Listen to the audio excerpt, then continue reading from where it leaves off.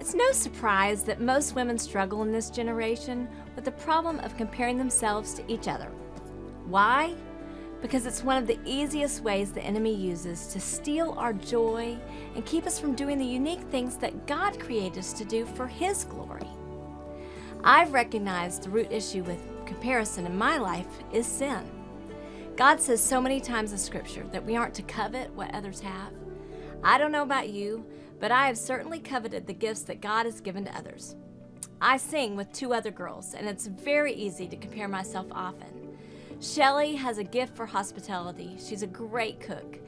Lee has a gift for organization and decorating. Another friend of mine always seems to know the right thing to say in any situation, while someone else can sing circles around me. Not that we can't learn things from others, but when my focus is to try to mold myself into their image instead of Christ's image, I'm the one who loses myself in the midst of it all. Trying to be like someone else has not only sucked the joy out of my life, but has caused me to be depressed and even jealous of the good things that happen in the lives of others. It's really ugly. There used to be a commercial that said, "Stay in your lane," and every time I would see it, I would laugh a little. But there's so much truth to that statement.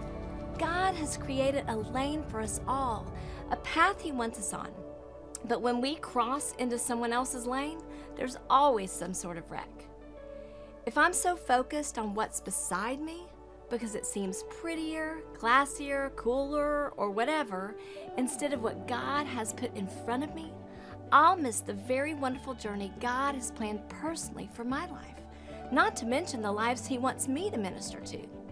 I love this verse, 1 Peter 4:10. It says, "Just as each of you have received a special gift, a spiritual talent, an ability graciously given by God, employ it in serving one another as good stewards of God's multifaceted grace, faithfully using the diverse, varied gifts and abilities granted to Christians by God's unmerited favor."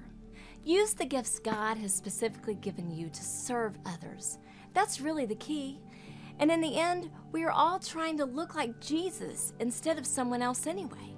I love how it says, using the diverse, varied gifts and abilities. That's a good thing, or else both you and I would be redundant in this world. Have a blessed day and be grace to someone in your life today.